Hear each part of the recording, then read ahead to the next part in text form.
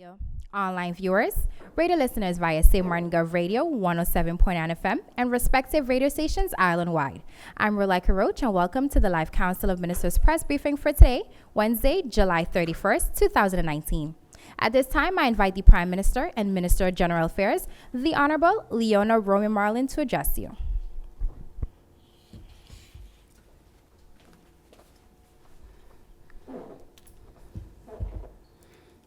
Good morning and pleasant day to the public of St. Martin, all visitors, radio listeners.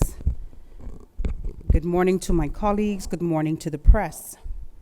Today I would like to inform the public about one important update from the Ministry of General Affairs on the signing of the financing agreement for the construction of 2 emergency shelters. As Prime Minister of St. Martin, I'm also tasked with the role as Territorial Authorizing Officer for the European Union. Within this capacity, I have recently signed a financing agreement for the construction of 2 resilient emergency shelters on behalf of the Council of Ministers. The signing took place yesterday on Tuesday, July 30th. This agreement entails the construction of 2 shelter facilities with a multi-purpose function and will be built applying the highest resilience standards. Communities in St. Martin will be informed and trained in disaster preparedness response. This will include the development and implementation of a large-scale communication and training plan aimed at sensitizing St. Martin's communities on disaster response strategies and services offered in the shelters. It is the vision of this government to also provide shelter management training to targeted community members. This concludes the update for the Ministry of General Affairs. As for the Ministry of Public Health, Social Development and Labor, I would like to inform the public on the usage of well water from the VSI Inspectorate Department and the recently launched Youth Emergency Hero Program. Well water has always been declared unsafe for consumption by the Inspectorate on several occasions in the media, and this has not changed. Well water can only be used for flushing toilets, washing vehicles, mopping and irrigation of plants. Showering with well water may cause skin irritation. Therefore, please refrain from using well water, especially for human consumption. For any reasons, please do not use well water without following the necessary required steps to sanitize the water first before usage. For more information about such precautionary measures, please visit the Ministry of Public Health, Social Development and Labor's Facebook page on their website or the Government of St. Martin's site. The Ministry of Public Health, Social Development and Labor, along with the Ministry of Education, Culture, Youth and Sport, launched the Youth Emergency Hero Program that teaches school students how to prepare themselves, their households and their communities for emergencies and stay safe during disasters. The curriculum is provided by the university instructors of the Caribbean Center for Disaster Medicine at the American University of the Caribbean School of Medicine on St. Martin. The sessions held thus far catered to the students who are part of the Business Outreach and Placement Program of government, and it is expected to introduce the program to more students during the 2 first weeks of the new school year. In addition, a number of persons are being trained in executing this program. More information about the Youth Emergency Hero Program will be shared with the public tomorrow in the form of a press release and public service announcement. Before I close, I would like to caution the community to please drive safely during this rainy season and remind all that we are nearing the peak of the hurricane season and the weather activity has begun. And we all should use this time to ensure that our plans are in place. The public is advised to use the official news source for government for all updates broadcast on the government radio station 107.9 FM, the government's Facebook page, and the government website. Also, when the rain ceases, please remember to take all the necessary preventative measures against mosquito breeding. This is important to protect not only yourselves and all visitors, but most importantly, all infants and children. Please remove all long-standing water bins and areas that may accumulate water easily after rainfall. For more information on the preventative measures, tips on how to alleviate the spread of mosquito, and potential health threats to our community, please visit the Ministry of Public Health, Social Development, and Labor's Facebook page or the website of the Government of St. Martin. I wish everyone a safe and blessed day, and I look forward for receiving questions on the topics to ensure that the community is well informed. Thank you. Thank you, Prime Minister, for your opening remarks. At this time, I invite the Minister of Education, Culture, Youth and Sport, the Honorable Wycliffe Smith, to address you. Minister Smith.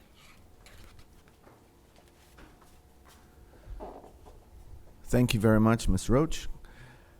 Greetings to all gathered here this morning, Honorable Prime Minister, Minister colleagues, the Department of Communications, members of the press, as well as the listening and viewing audiences via radio, television, and social media.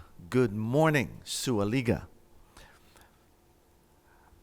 Concerning study financing, the Division Study Financing has been very busy processing the many requests for scholarships, grants, and loans for further studies after secondary education.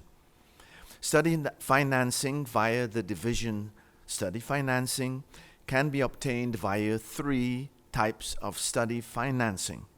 You have the regular study financing program, the study in the region program, and the NEPA study allowance. Applications were received from December 2018 through January 2019. Through the study in the region program, 27 applications were received. 21 of the 27 applicants were approved and 6 were denied. Of the 21 approved applications, 15 were requests for study on St. Martin, and 14 of those were approved, while 3 applied for study in the U.S., 2 of which were approved and 1 denied. Other approved applicants for the Study in the Region program will be studying in Anguilla, Aruba, Canada, and in Jamaica. Now for the regular study financing program, 183 applications were received, 109 of which were granted, 70 denied, and 4 remain pending. In this program, 18 applicants requested aid to study in St. Martin. Of that number, 12 were approved, 4 were denied, and 2 remain pending. 67 persons requesting financing to study in the Netherlands. 36 were approved and 31 were denied. For the USA, 58 applications were received, 36 were approved, 20 were denied, and 2 remain pending. Other applications were received and approved for Anguilla, Aruba, Bonaire, Canada, Curacao, the Dominican Republic, Panama, and the United Kingdom. At a later date, I will share with you the figures related to the NEPA study allowance applications, as these are still in process. On July 28th, that's this past Sunday, 26 study financing recipients traveled to the Netherlands and were warmly welcomed and received by our Minister Plenipotentiary, Dr. Anders Jorien Wouter, and her staff, by their mentors, buddies, and by the organization that will be providing the necessary orientation to our students. All of these persons will be assisting our students to adjust to their new environment in the Netherlands. On Sunday, August the 11th, 6 students will be traveling to the United States to study to the cities. They will be going Tallahassee, Miami, Orlando, and Fort Lauderdale. While the number of students who were awarded study financing to pursue their studies in countries in the region the United States, Canada, and the Caribbean. There were 53 of them, and that's a much larger number than the number that is going to the Netherlands, which is 36. These students will depart, the ones going to the United States, they will depart the island independently, as their departure is dependent on a number of circumstances, such as securing a student visa, the start date of their college or university, obtaining their CXC diploma, and so on. We wish all of our students much success as they begin this new chapter in their education. And on the topic of Tallahassee, I'd like to congratulate our own St. Martin Lililita Forbes, who was one of the 4 persons from the Caribbean who was honored during the Caribbean American Heritage Month, and this took place last June. Who is Lililita Forbes? She is the other half of the Johnson sisters' twin, and they have been singing gospel music for years and have produced albums under the artist name Jumel. Mrs. Forbes Johnson was recognized by Mayor John Daly for her contributions and her accomplishments as a singer, songwriter, and international Afro-Caribbean artist. Lililita is currently the vice president of the Tallahassee St. Martin Foundation.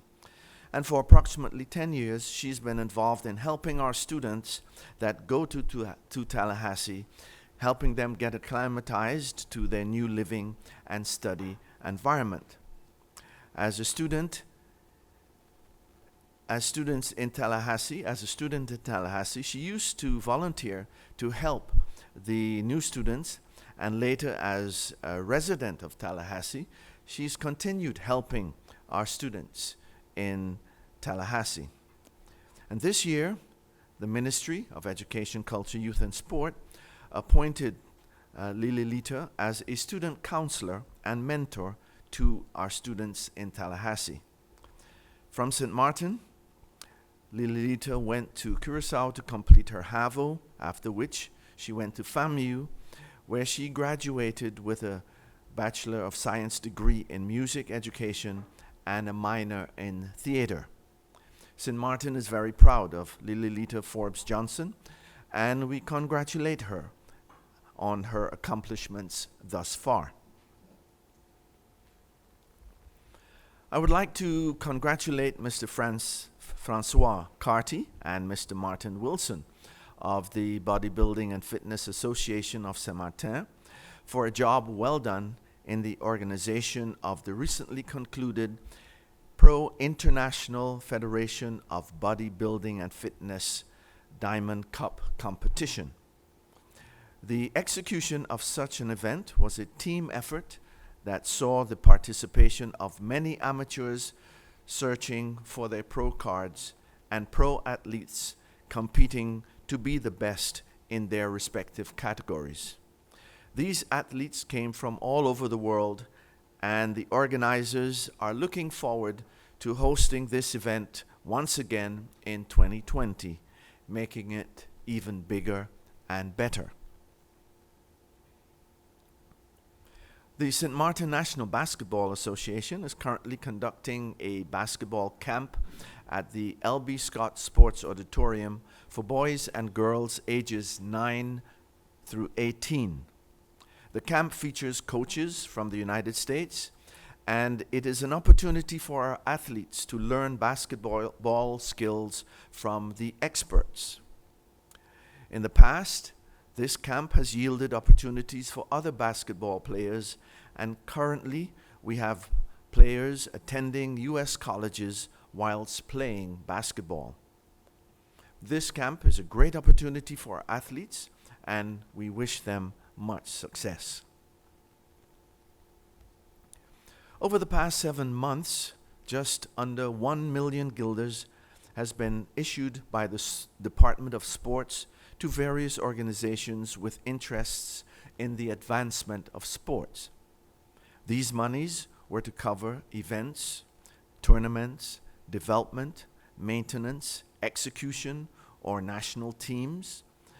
And they went into sailing, softball, alternative sports, football, baseball, basketball, bodybuilding, netball,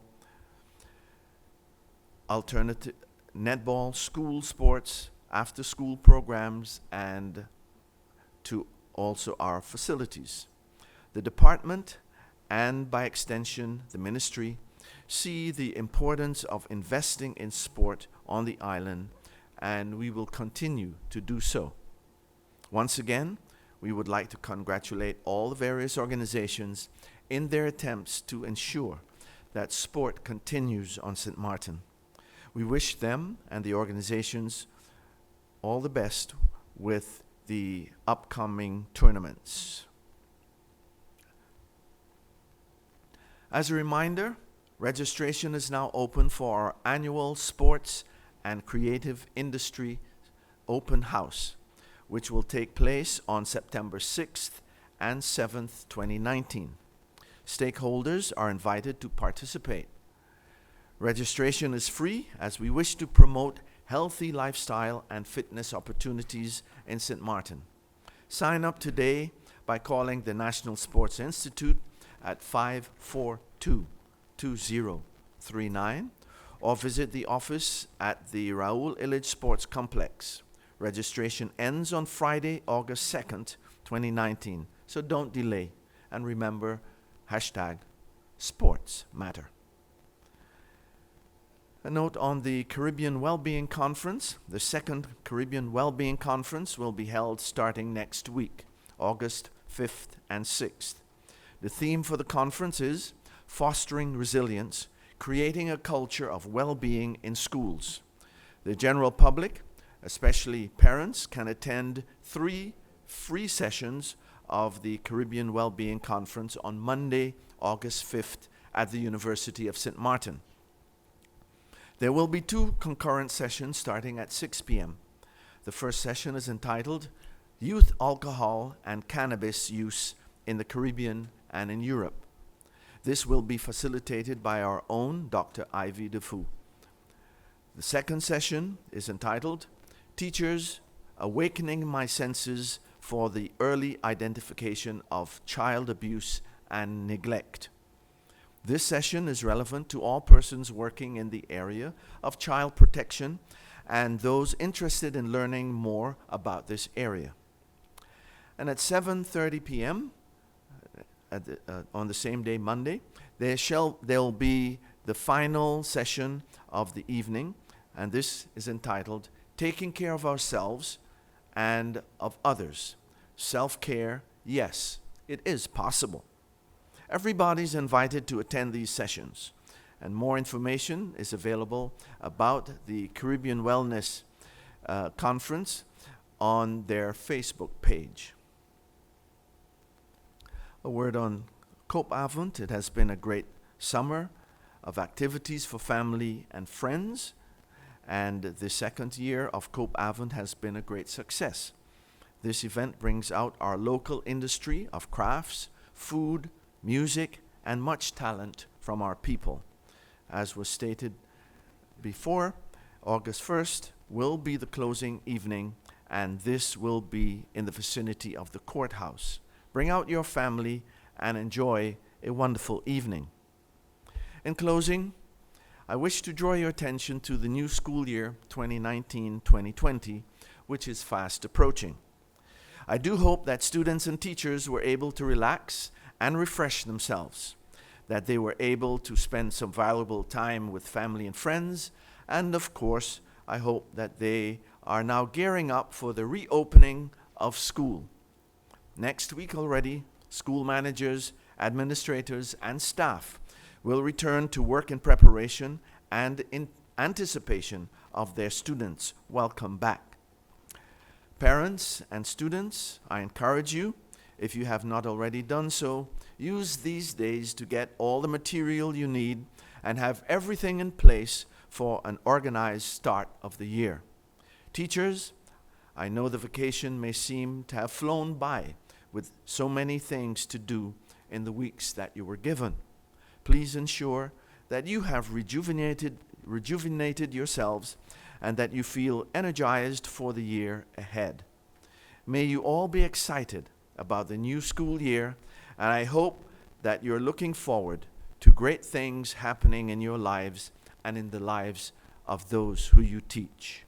Thank you for watching and for listening, and I'll be available for any questions that you may have. Have a pleasant day.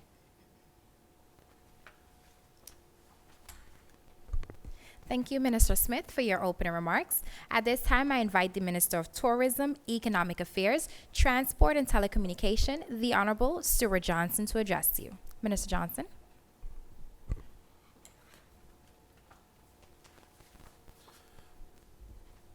Persons listening via Facebook or subsequent media broadcast, members of the media, colleagues in the Council of Ministers, people of St. Martin, good morning.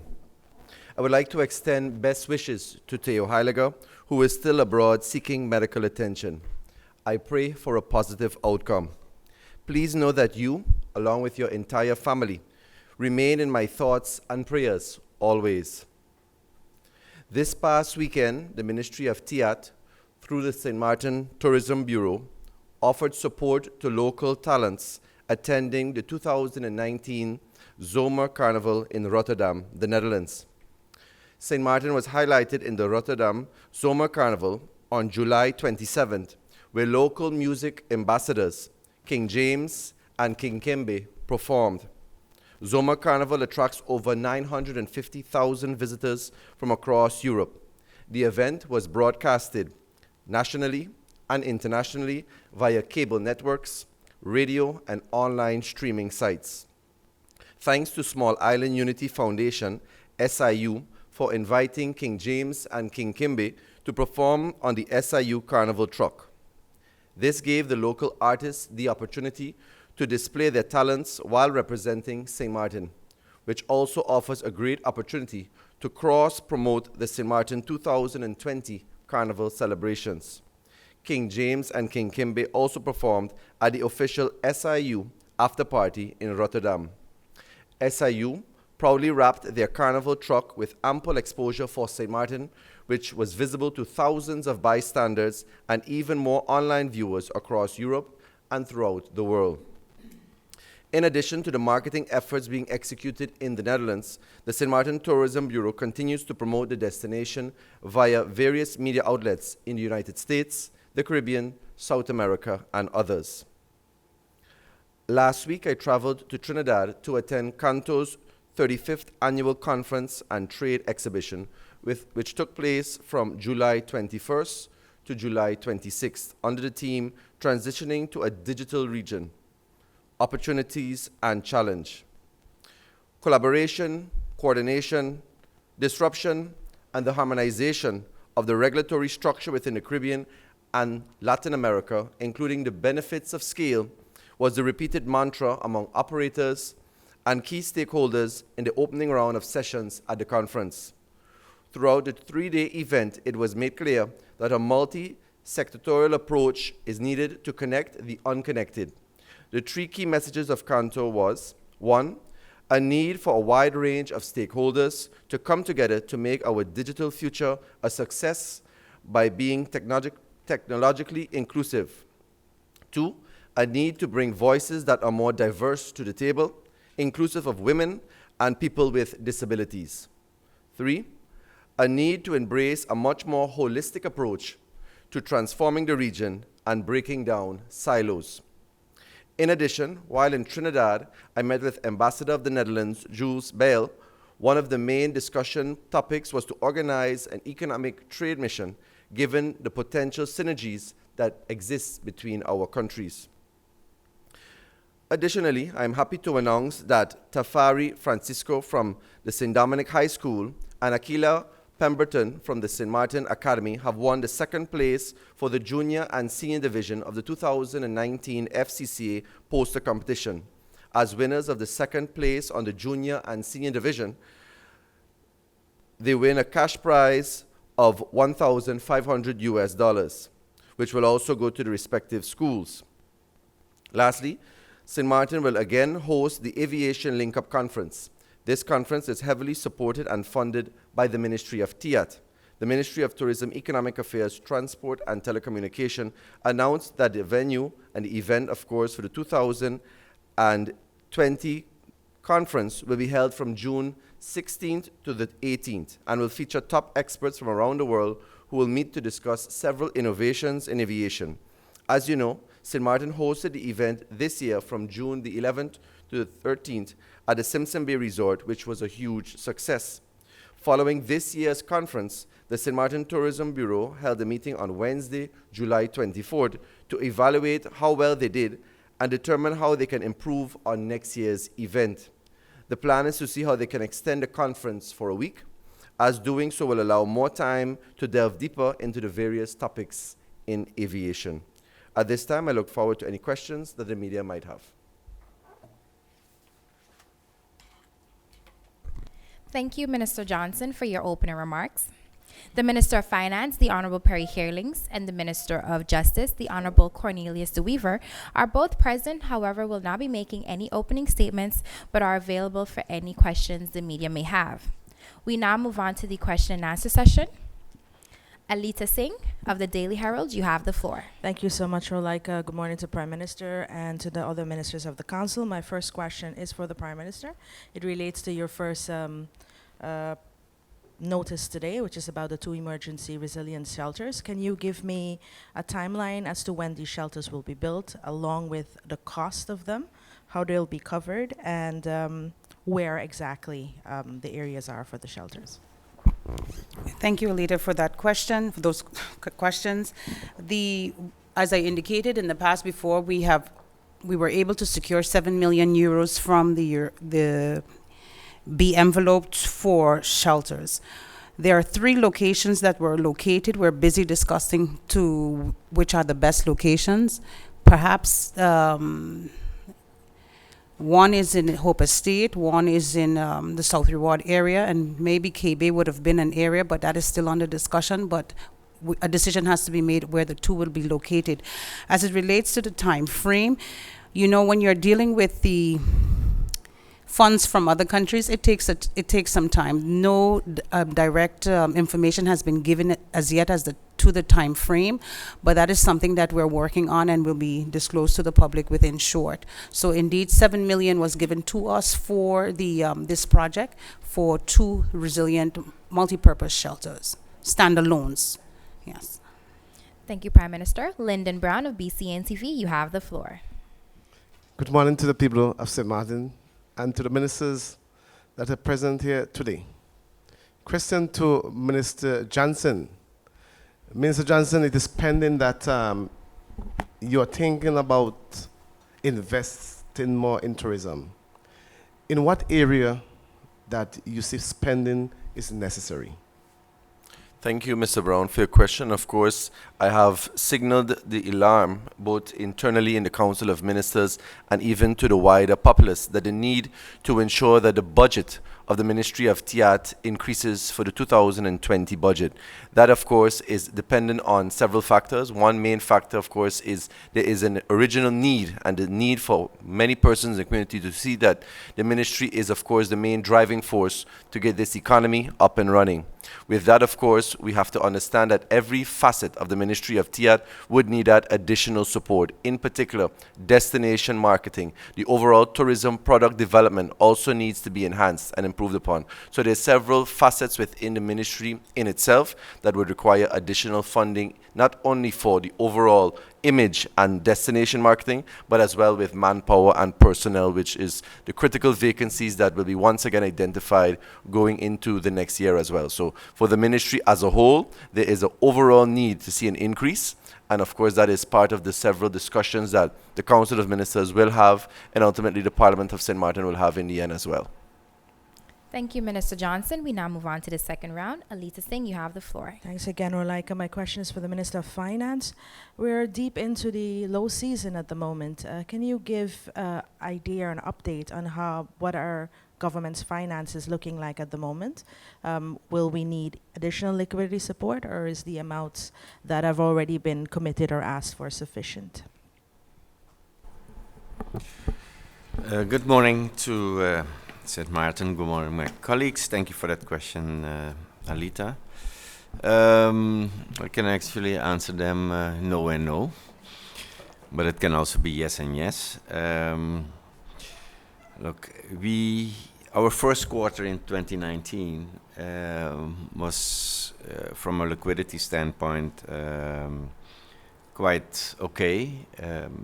That actually caused us not to be dependent on any liquidity support for that first quarter.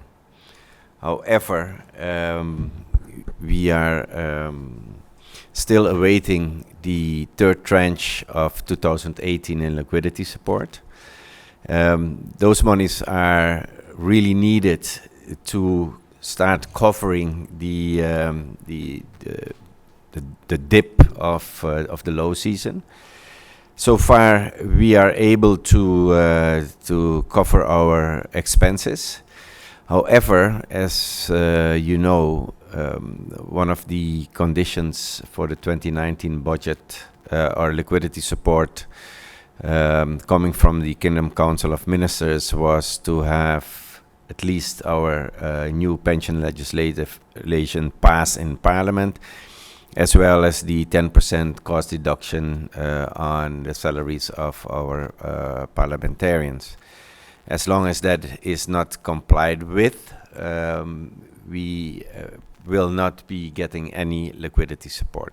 So that means that my ministry is working diligently to see how we are going to mitigate any financial shortfall in the next quarter coming up.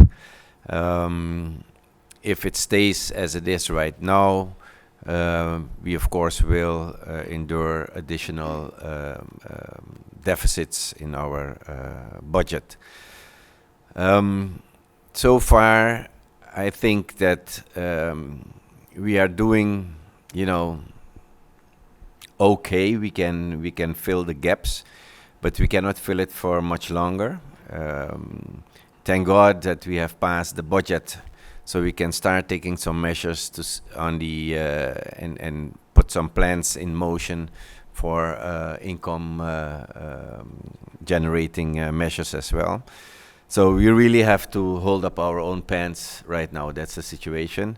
And I'm not scared of that, because that's what we are hired for as a government, and that's what we are supposed to do to take charge of our country. So to me, and that's my personal opinion, it's a challenge, but that's what we are here for. So for now, yes, the talks with the Netherlands will continue as soon as the recess is over to see how we can solve this issue between them and us at the earliest possible convenience. Thank you. Thank you, Minister Heerlings. Lyndon Brown, you have the floor. Back to school again. Minister Smith, question to Minister Smith. Minister Smith, there are some teachers whose contract would not renew. I don't know if you're aware of that. It has been said that the schools of St. Martin in need of teachers. How do you explain that, Minister Smith? Is that in your power to at least advise some of the school board, seeing that we have shortages of teachers? Thank you for your question. Schools are always in need of teachers. However, this year I have not had any signals from the school boards of major shortages. And so we're expecting that by the beginning of the school year, boards will be able to fill the vacancies that they have. Teachers know that once they desire a job, that they need to apply for that job. And so we have had the information up on our Facebook page from school information and addresses, and the vacancies that were available on the Facebook page. And so teachers are able to go there and apply accordingly. Minister Smith, it have been come to my hearing that some teachers are being dismissed. Their contract will not be renewed. I don't know if you're aware of that. I've heard that. I know that, especially from one school board, it was said that teachers would not be rehired. But as far as I know, teachers are able to go and look for jobs elsewhere. And most likely the school board dismisses those teachers because there's not a need for that post anymore. Thank you, Minister Smith. Alita Singh. Thanks, Sarulika. I just have a quick follow-up. I think it will go between the Minister of Finance and the Prime Minister. Two of the things that the Netherlands requires for the liquidity support is the passing of the pension legislation. Can you give me an update of how that process is? I do know that most of it or all of the pieces are with Parliament, but just as an update. And the second part is what is required or what is the process to cut the salaries of MPs? Is it completely up to the MPs or can government propose legislation to cut because their salary is based on a law? Thank you, Alita. As it relates to the pension, I can tell you, if you follow the Parliament meetings, we pulled back the legislation so that we could go back to the drawing board and speak to the General Audit Chamber. That talk took place. It was very fruitful. The information and advice provided by the General Audit Chamber, and of course they were giving some history that they didn't or they weren't aware of on the entire issue. The recommendations were taken into consideration, and now we're sending it to the Council of Advice for review so that we can move forward in bringing this back to Parliament. And before we continue, you asked a question about the shelters. We will be getting some technical assistance to determine the timeline and designs and management of these shelters. So that will happen within short. I just got an update on that. Additionally, last week you asked a question about our shelters, and I stated that I was going to inform about our shelters. Now, I indicated that we have a few generators, and based on that, and we have the following shelters that will be used for this hurricane season. That is the Milton Peters College Gym, the St. Peter's Rupert Maynard Community Center. We have NEPA, the Dutch Quarter Community Center, the Colby Christian Fellowship Church, the Little League, and the Simpson Bay Community Center. Depending on the situation, additional number of shelters can be opened, but this will be announced at a later date. So those are the updates for now. Thank you. Thank you, Prime Minister. Minister Heerlings. Thank you.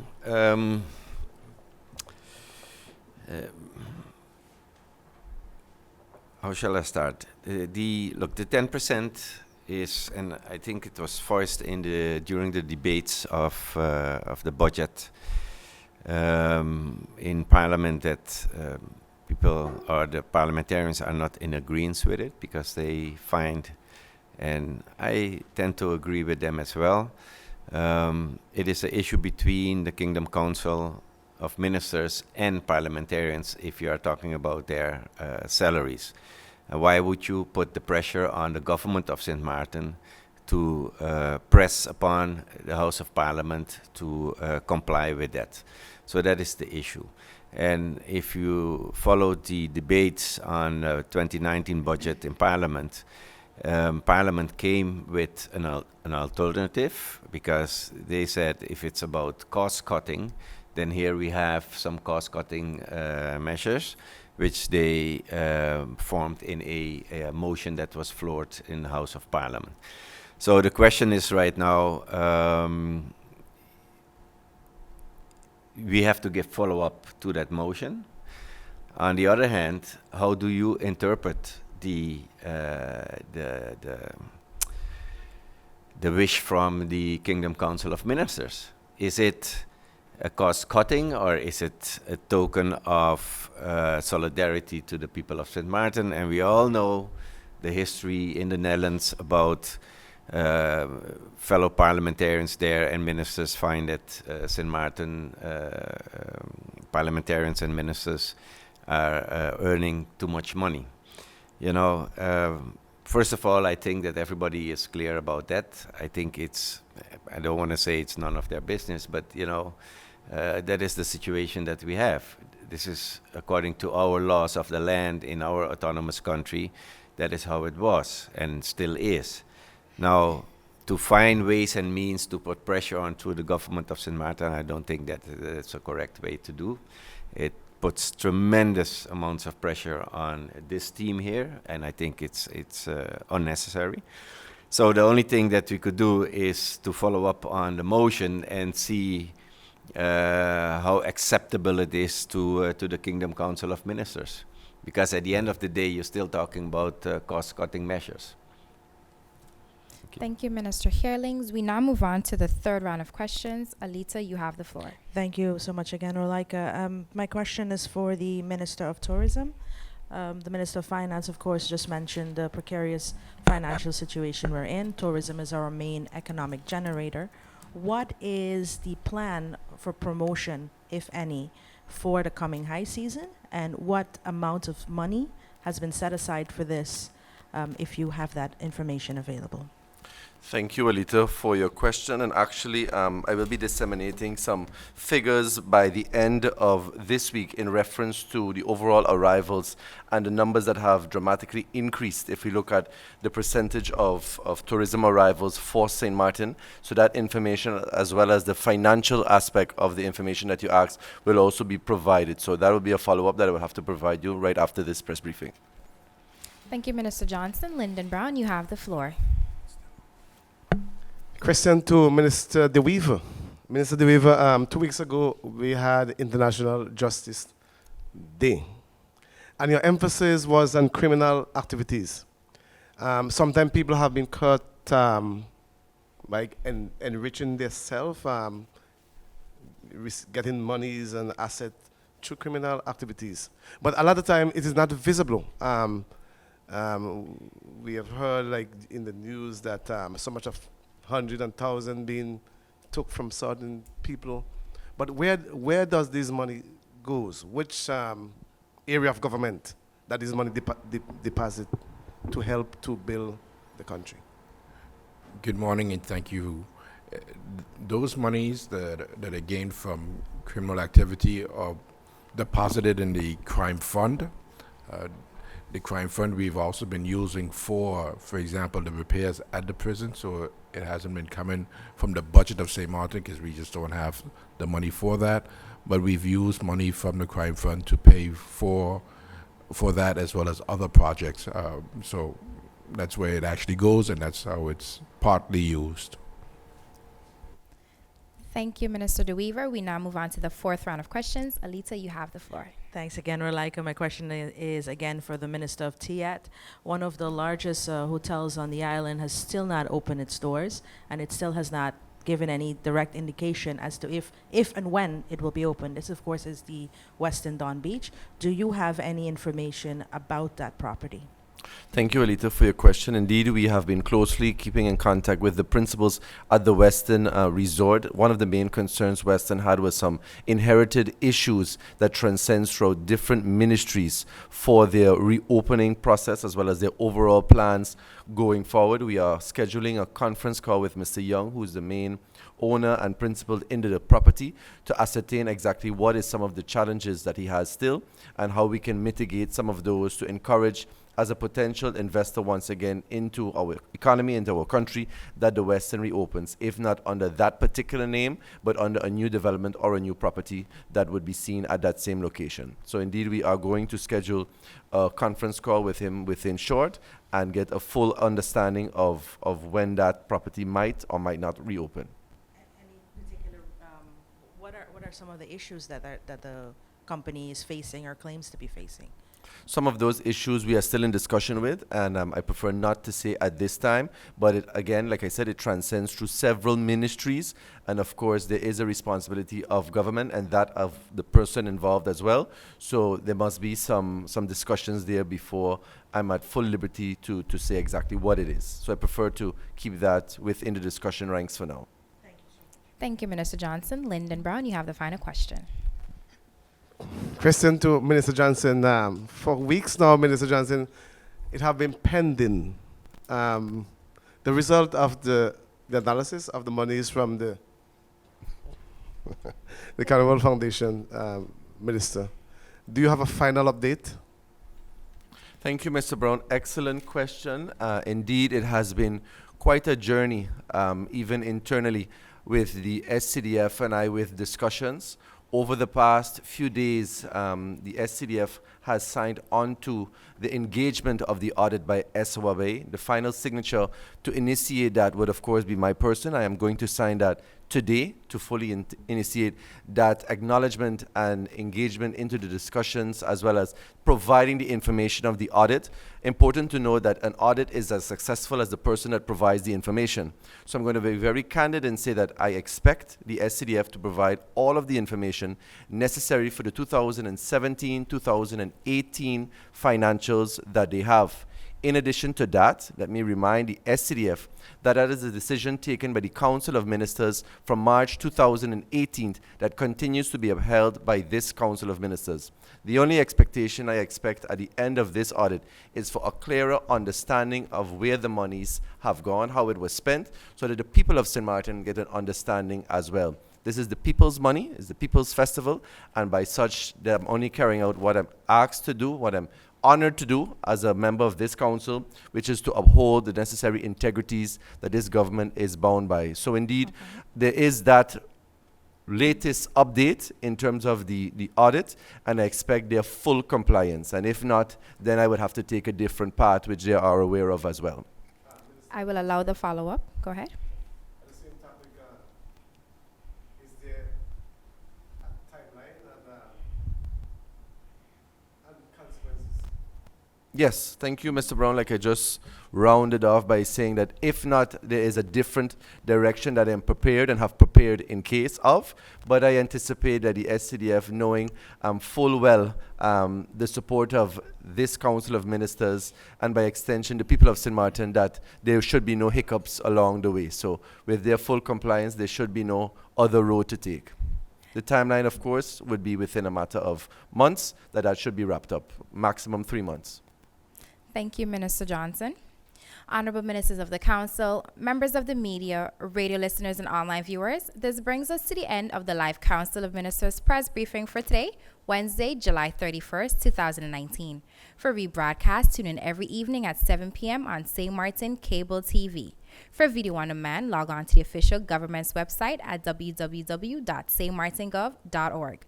On behalf of the Department of Communication, I'm Rolika Roach, and wishing you a pleasant day further.